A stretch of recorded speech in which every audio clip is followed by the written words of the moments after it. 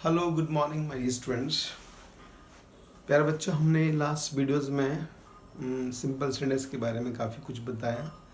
इसमें पार्टिसिपल्स का यूज़ करके कैसे सिंपल सेंटेंस बनाते हैं वो आपको हमने बताया था। इन्फिनेटिव्स का यूज़ करके बताया था, नॉमिनेटिव एब्सोल्यूट का यूज़ करके बताया था और नाउन केस इन अपोजिशन का यूज़ करके बताया था।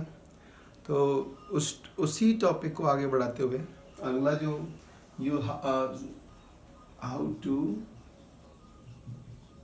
मेक अ सिंपल सेंटेंस, इसमें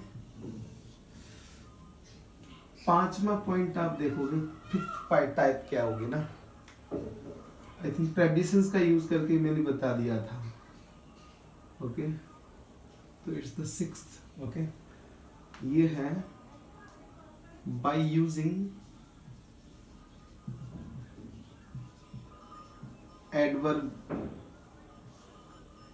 एडवर्ब्स, यानी एडवर्ब्स का यूज करके भी आप दो या दो से अधिक क्लॉजेस को जोड़ करके एक सिंपल सेंटेंस बना सकते हैं। कैसे?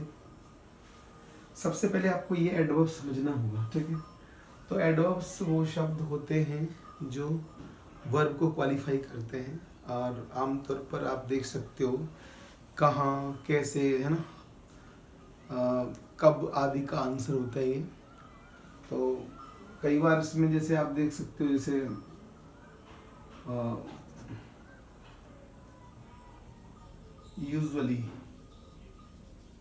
यूजुअली मीन्स कभी कभार, है ना। तो ये एक एडवर्ब है और आप देख सकते हो बहुत सारे एडवर्ब हैं वैसे तो, जैसे ऑन मंडे, ये भी एक एडवर्ब है।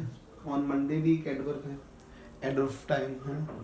अगर आप एडवर्ब प्लेस की बात करोगे, है ना, तो इन अजमेर, तो ये एडवर्ब ऑफ क्या है, प्लेस हो गया, है ना।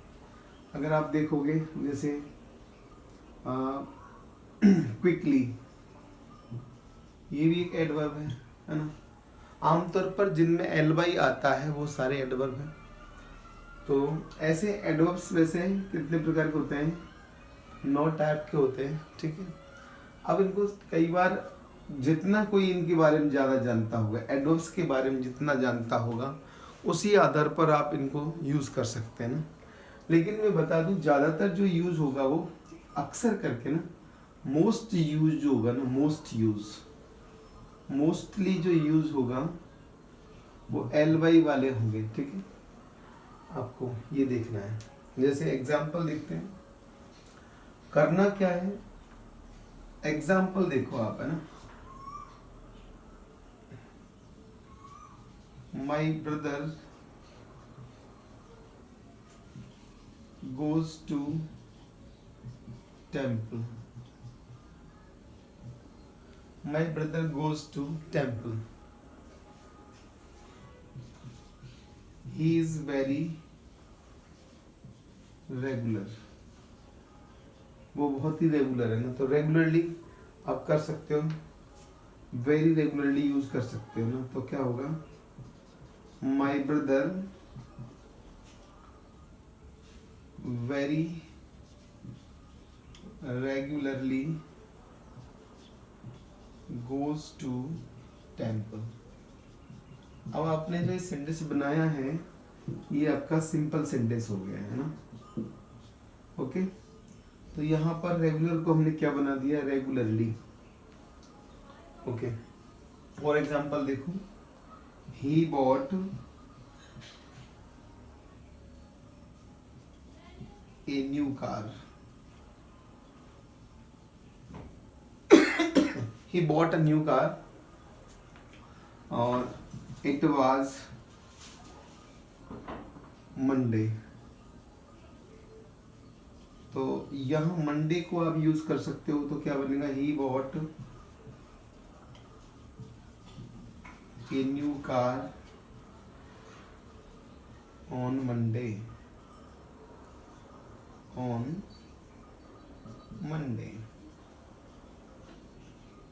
तो ये जो आपने सेंटेंस बनाया है ये सिंपल है और इसमें यूज किसका किया गया है, इस सेंटेंस को बनाने में हमने एडवर्ब्स का यूज किया है ना। और भी एग्जांपल आप देख सकते हो मेरे हिसाब से, जैसे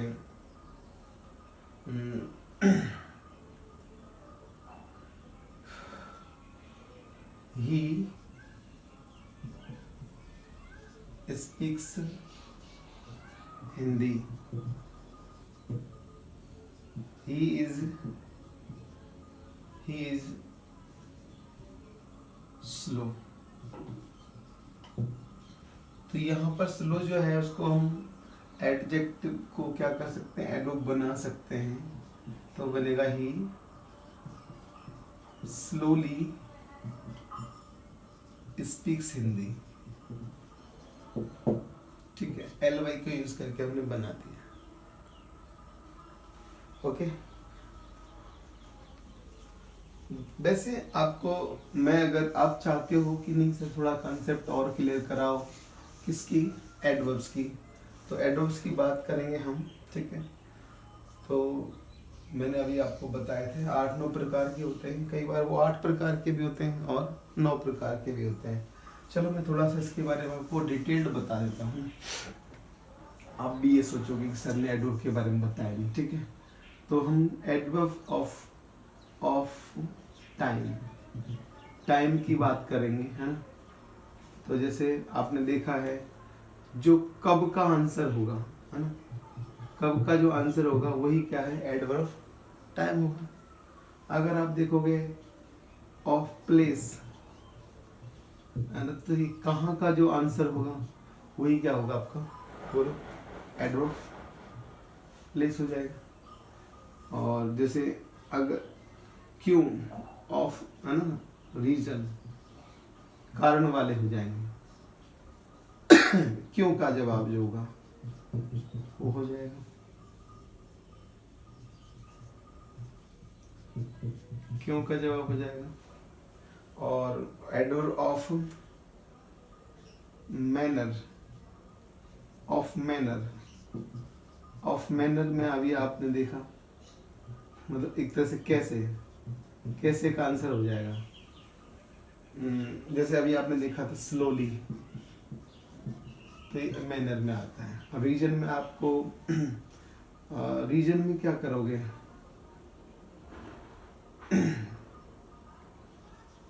ड्यू टू लगा सकते हैं हम, के कारण कोई भी चीज आएगी।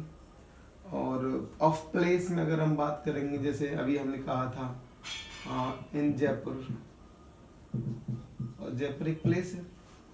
और ऑफ टाइम की बात करेंगे तो अभी हमने कहा था जैसे ऑन मंडे, तो ये टाइम था। तो इस तरह से मैं बता रहा हूँ, पूरा 4 हो गए।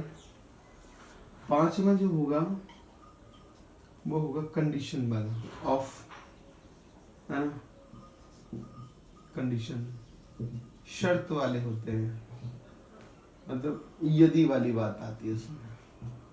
और adverb of reason manner contrast वाले होते हैं, कॉन्ट्रास्ट वाले भी होते हैं। और एडवर्ब ऑफ कंपैरिजन वाले भी होते हैं, कंपैरिजन वाले भी एडवर्ब होते हैं।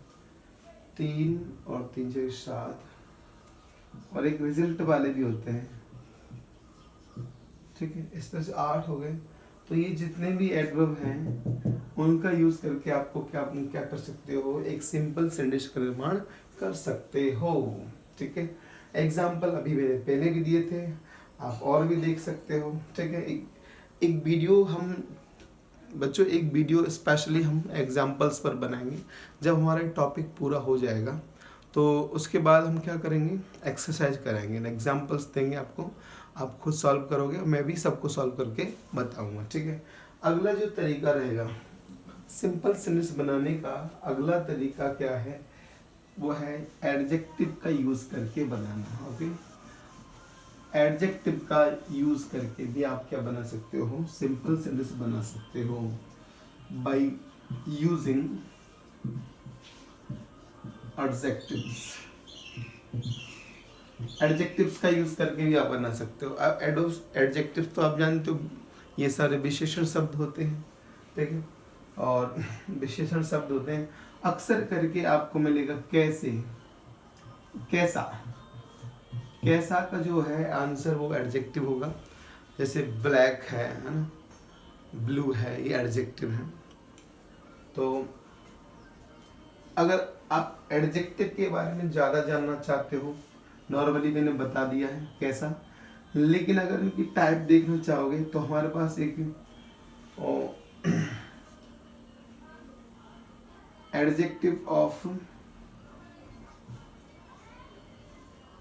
ओरिजिन, ओरिजिन उत्पत्ति वाले होते हैं।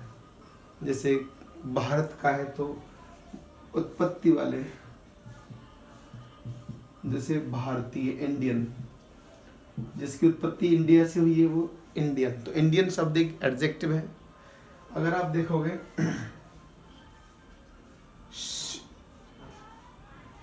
शेप, शेप मीन्स आकृति फलक है ना।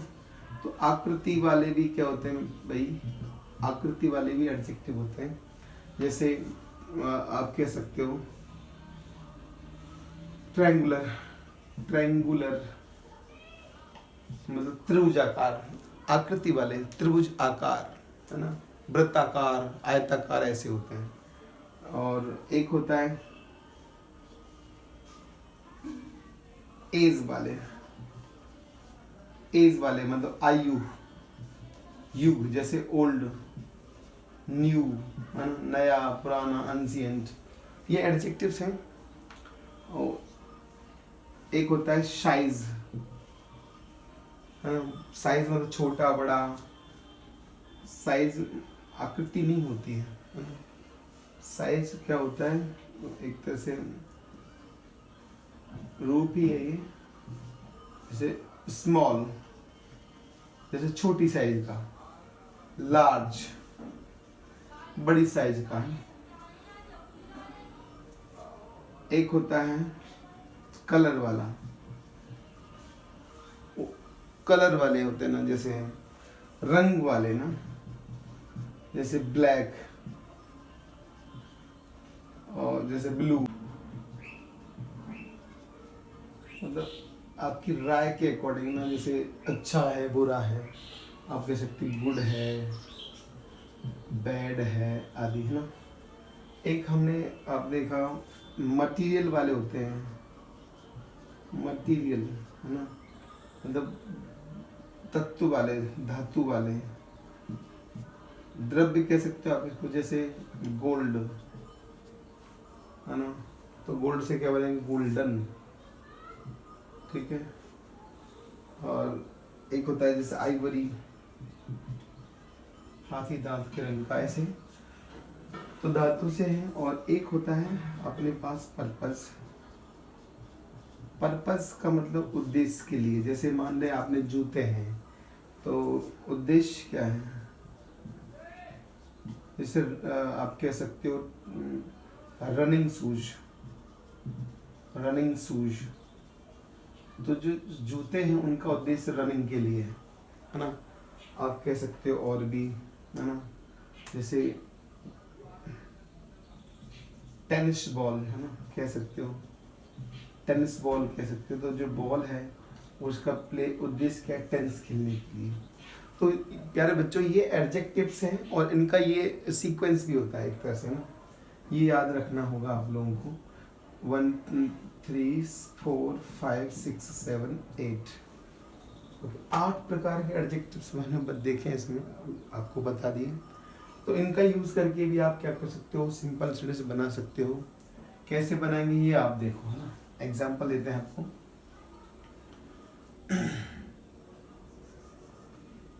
I met a person, ठीक है, he belongs to India। तो आप इसको क्या कह सकते हो, I met an Indian person। तो इंडिया को इंडियन बना दिया हमने, हाँ। और आपको पता ही है इसके लिए एन लगेगा, आर्टिकल ए नहीं लगेगा।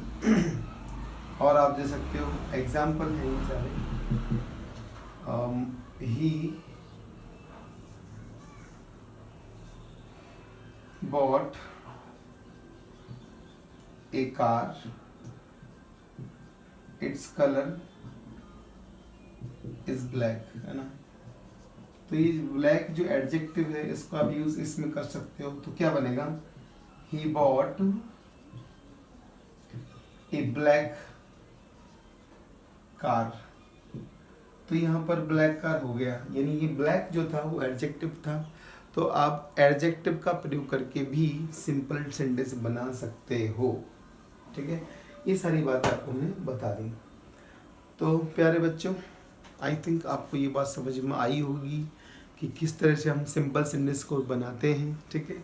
आप एक बार दोबारा से बता देता हूँ, रिवाइज करा दूँ आपको, है ना।